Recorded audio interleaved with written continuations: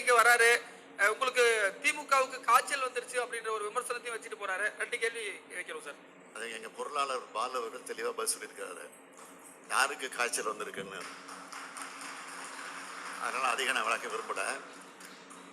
ஆக தோல்வி வந்த காரணத்தினால அடிக்கடி வரக்கூடிய ஒரு சூழ்நிலை அவங்களுக்கு ஏற்பட்டிருக்கு.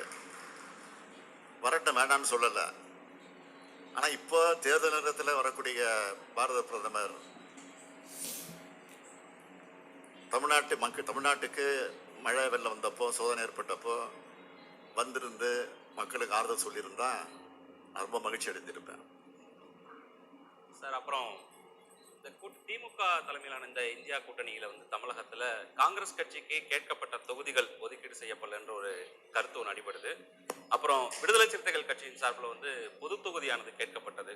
அதுக்கு ஏன் திமுக கொடுக்க முன்வரல? விடுதலை சிறுத்தை கட்சியை பொறுத்த வரைக்கும் அவங்களுக்கு கேட்கறதுக்கு உரிமை உண்டு. அதனால் அதுக்காக ஒரு குழு அமைச்சு அந்த குழுவில் பேசி அதில் விவாதித்து அவங்களே திருப்தி அடைஞ்சு அதுக்கு பிறகு அவரே அதுக்கு விளக்கமாக சொல்லிட்டார். அதனால் அது மேற்கொண்டு பதில் சொல்ல வேண்டிய அவசியம் இல்லை. காங்கிரஸ் கட்சியை பொறுத்த வரைக்கும் அது அகில இந்திய அளவில் இருக்கக்கூடிய கட்சி. அதனால் மற்ற மாநிலங்களுக்கு இருக்கிற பிரச்சனையெல்லாம் அவங்க சரி பண்ணிட்டு தமிழ்நாட்டில் இருக்கக்கூடிய கூட்டணியோட பேசுவதற்கு எனக்கு காலதாமதமாச்சு.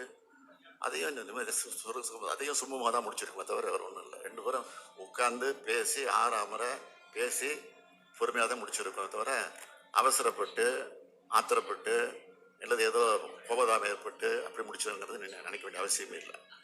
சார் வணக்கம். பாஜக தமிழகத்தில் தொடர்ச்சியா வளர்ந்து வருதுன்னு ஒரு கட்டமைப்பு உருவாக்கிட்டே வராங்க. அது தொடர்பாக அது உண்மையாது? நீங்களே உண்மையானு கேட்குறீங்க, அப்புறம் அதுக்கு என்ன பதில் சொல்லணும்?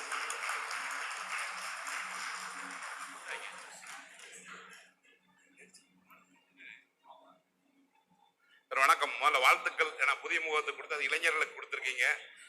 கண்டிப்பா அவர்கள் வெற்றி பெறுவார்கள்.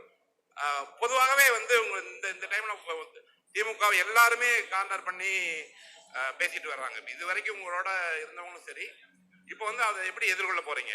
ஏன்னா பிரதமர் கூட சிறப்பா வந்து பண்ணிருக்கீங்கன்னு ஓட்டு இங்க வந்து மேடையில் உங்களோட பேசிட்டு போனவர் இப்ப தேர்தலுக்காக பேசுறாங்கன்னு தெரியுது. இருந்தாலும் அவர்களை வந்து எப்படி நீங்க எதிர்கொள்ள போறீங்க? அது எங்களுடைய பிரச்சாரத்தின் மூலமாக நாங்கள் எதிர்கொண்டு இருக்கிறோம். நாங்கள் பிரச்சாரம் செய்ய வேண்டிய அவசியமே இல்லை. நாங்கள் ஏற்கனவே சொல்லியிருக்கேன், இங்கே ஏற்கனவே இருக்கக்கூடிய ஆளுநர் வந்து அவரே போதும் திமுக நல்ல பிரச்சாரம் பண்ணிட்டு இருக்காருன்னு. அது மாதிரி இப்போ பிரதமரே போதும் எங்களுக்கு நல்ல பிரச்சாரம் பண்ணிட்டு இருக்கிறார் அவர். அதனால் 2 பேருமே சேர்ந்து மீண்டும் திமுக பெரிய வெற்றியை தேடி தருவதற்கான வாய்ப்பை அவங்களே உருவாக்கிட்டு இருக்கிறாங்க. அதுதான் உண்மை. சார், தொடர்ந்து பிஜேபி பிரதமர் அவங்க வந்து பேசும்போது வாரிசு அரசியல் பற்றி பேசிக்கிட்டே இருக்காங்க. அந்த பிரச்சாரத்தை நீங்க எப்படி எதிர்கொள்ள போறீங்க? வாரிசு அரசியல் தலை தூக்கி இருக்கு, அதை நாங்க ஆட்சிக்கு வந்து அதை நாங்க ஒழிக்க பாடுபடுவோம் அப்படின்னு சொல்லிட்டு பிரச்சாரத்துல சொல்றாரு. நாங்க பல முறை சொல்லியாச்சு, இது குடும்ப கட்சி.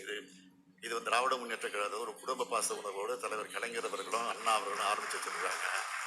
அதனால வாரிசின் அடிப்படையில் பதவியெல்லாம் கொடுக்கறது இல்லை, உழைப்பின் அடிப்படையில தான் பொறுப்புகளும் பல பணிகளும் கொடுக்கப்படுவது தவிர வாரிசின் அடிப்படையில் கொடுக்கறது இல்லை.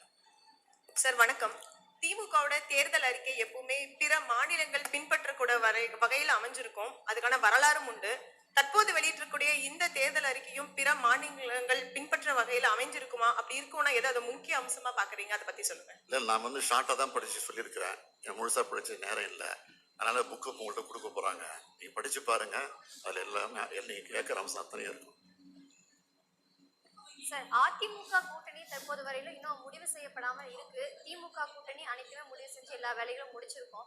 இந்த தேர்தலில் பாஜக 2ஆம் இடத்தை பிடிக்க போவதாகவும் தகவல் வந்து வெளியாயிருக்கு. எப்படி இருக்கும் சார் களம்? இல்லை, அதிமுக தேர்தல் கூட்டணி முடியாது பொறுப்பு நாங்கள் இல்லை, அதுக்கு நாங்கள் காரணம் இல்லை. எங்கள் கூட்டணி நாங்கள் முடிச்சிட்டோம். பிஜேபி வந்து வளர்ந்துட்டு வருது, அவங்க சொல்லிட்டு இருக்கிறாங்க. தேர்தல் முடிஞ்ச பிறகு தெரியும் யார் வளர்ந்துருக்கிறா, யார் 2ஆம் இடத்துல இருக்கா, யார் 3ஆம் இடத்துல இருக்கிறா, யார் வந்து நோட்டை விட குறைவா ஓட்டு வாங்குறாங்கிறது தெரிய போகுது தேர்தல் முடிஞ்ச பிறகு. முடிச்சிடலாமா? நன்றி சார். ஒரு கேள்வி சார். சார், நீங்க கொடுத்திருக்க இந்த அறிக்கையில வந்திருக்க பல இன்ஃபர்மேஷன்ஸ் பாக்குறதுக்கு சென்ட்ரல் கவர்மெண்டோடைய ஸ்கீம்ஸ் மாதிரி இருக்குது. ஸோ இது வந்து இண்டி பிளாக் ஒர்க்கு மொத்தமா சேர்த்து நீங்க கொடுத்துருக்கீங்களா இல்ல திமுக கொடுத்துருக்கீங்களா சார்? ஆமா, எங்க கூட்டணி தானே வரப்போகுது மேல. அந்த தைரியத்தில் தான் கொடுத்துருக்கோம். நன்றி நன்றி சார். பிரதமர் வேட்பாளர் யாரை நீங்க முன்னிறுத்தீங்க உங்க மனசுப்படி? இந்தியாவினுடைய வேட்பாளர், இந்தியா கூட்டணி. சார்